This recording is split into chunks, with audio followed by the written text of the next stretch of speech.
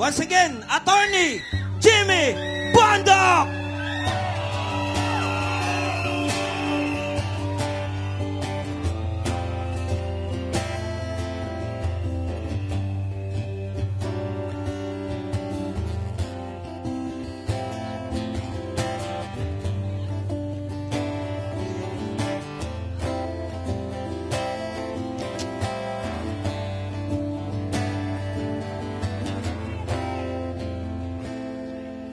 Malaya ka ba? Parang hindi. Masaya ka ba? Parang hindi. Bakit kaya tayo nagkakaganito? Parang kailan lang ang ayos ng mundo.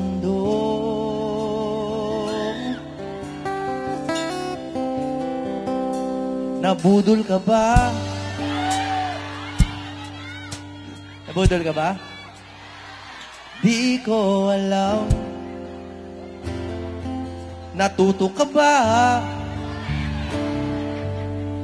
Sana naman. Bakit kaya tayo nagkakaganito? Parang kailan lang Duterte ang Pangulo. Paano tayo lalaya kung tayo ay dinadaya sa karapatan nating magsalita? Oh, ang maisog ay malaya, magsalita at manampalataya. Di tayo susuko sa mga mandaraya. Ang mundo natin bilog, babagsak din ng matayog. Sino ang matitira? Tayong maisog. Sino ang matitira? Tayong maisog. Sino ang matitira?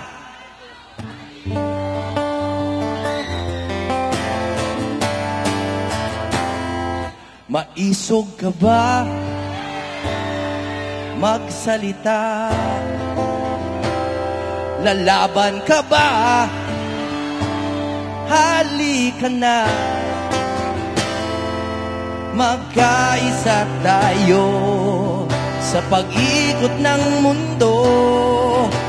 Duterte muli ang ating Pangulo. Duterte! Duterte! Duterte! Paano tayo lalaya kung tayo ay dinadaya sa karapatan nating magsalita?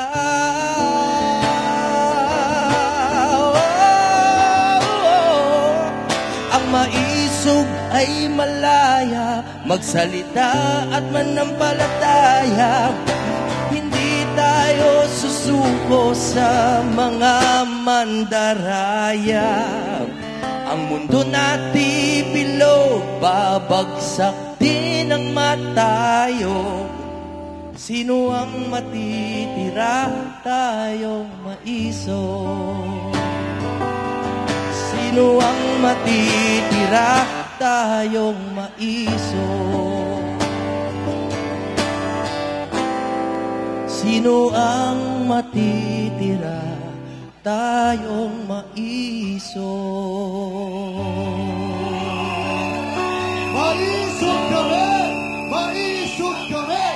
Maisog kami!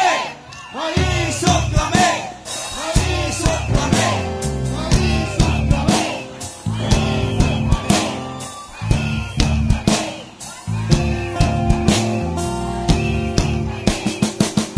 Kung hindi po kayo matapang, umuwi na kayo. Hindi po yan masamang salita, hindi yan. Ang dahilan po kung bakit dapat umuwi na lang tayo, no? Kasi kung hindi natin na lalabanan itong nangyayari ngayon, tatagal to ng 3 taon pa. Kaya nyo pa ba tumagal ng 3 taon? Sa totoo lang, sino bang siraulong magpapaulan? Di ba? Magkasakit pa tayo, napakamahal ng gamot. Kung hindi naman karapat dapat yung pinaglalaban natin.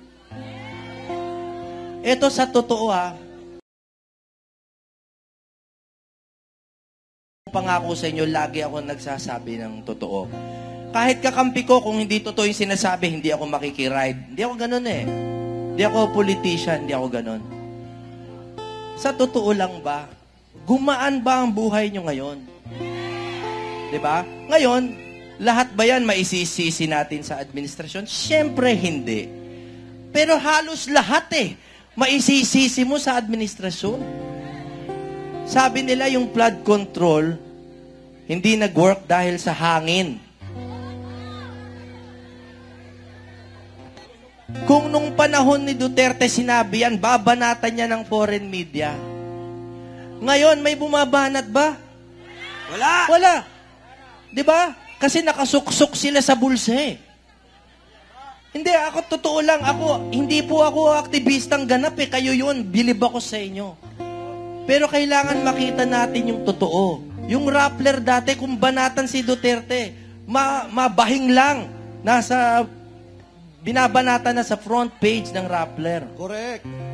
Ito, yung nangyayari ngayon. Kung ano-ano ng baha, kung ano-anong mga pagkikidnap, lumalabas ba sa Rappler? Wala.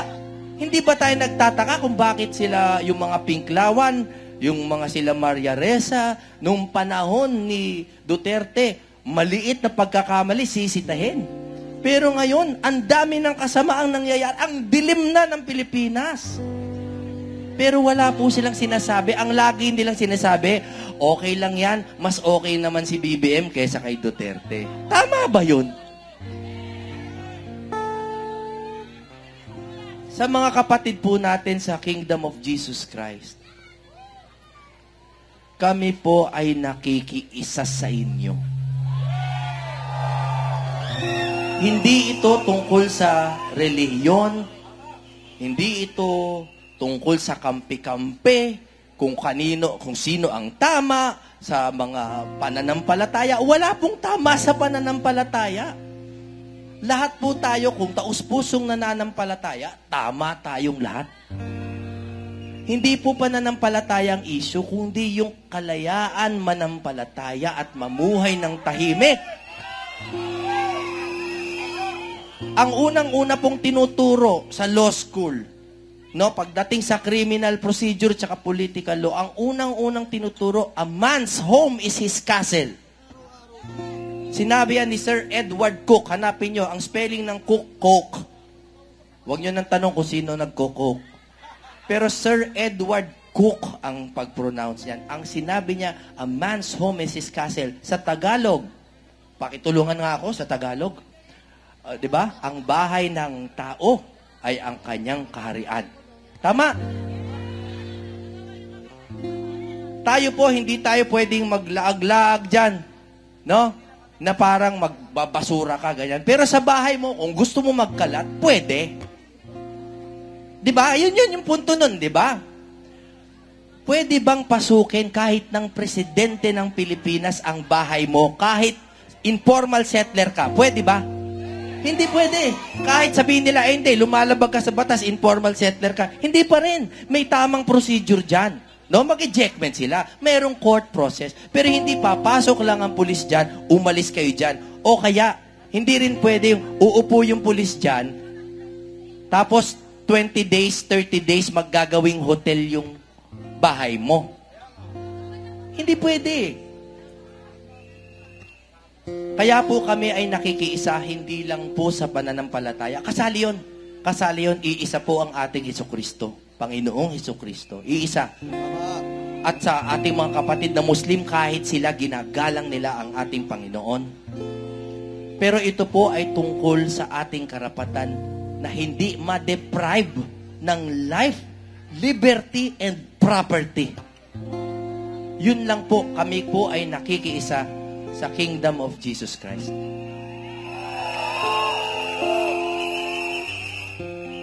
Meron akong ginawang kanta. Alam niyo kung ano title? Kasi kala ko tatakbo si Inday Sara. Di tumakbo. Dati nahihiya ako sabihin to kasi baka magalit siya. Ayoko naman siya magalit sa akin. Pero ngayon, siya na nag-sorry Siya na nag-sorry. Sabi niya, sorry ha, hinikayat ko kayo na iboto yung siya. Ayoko banggitin. Masaya ang buhay ko, yung peace of mind ko, ayoko mawala. Pero, ang title po ng kantan to na inaalay ko sa ating lahat, pati sa sarili ko, ang title nito ay Maharlikang Inday. Maharlikang Inday. Bakit? Kasi nung panahon na yon, ang liwanag na ng Pilipinas, at ang aking panalangin noon, na tumulo yung liwanag na dumadapo sa ating bayan at si Inday ang magtulay dahil siya ang may taglay ng bagong dugong maharlika. Kasi po dati, yung kulay ng dugong maharlika, bughaw. Pero dahil kay Sara, naging berde. Hindi, ang ibig sabihin, hindi na po yung dating kulay. Maharlikang Inday.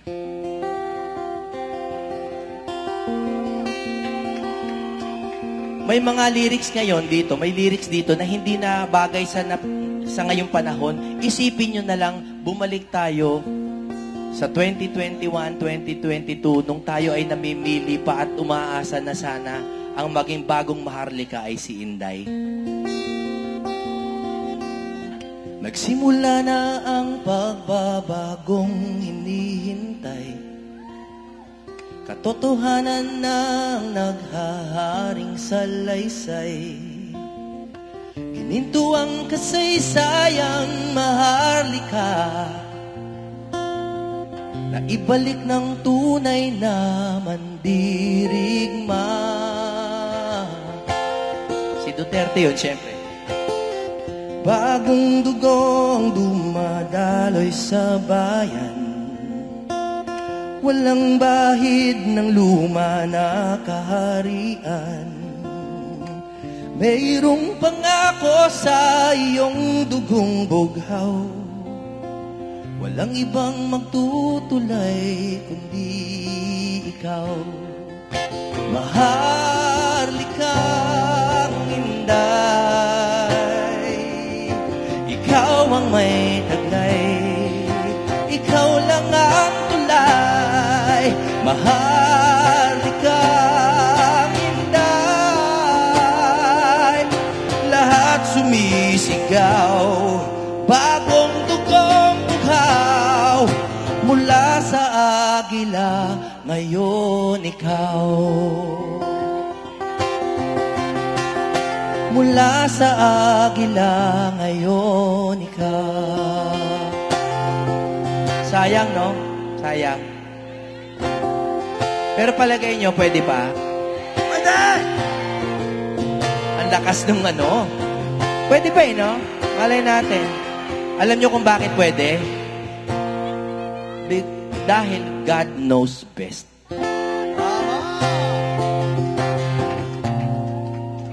Nananalantay sa iyong dugo ang pangako na ang kasarinlan natin hindi ilalako.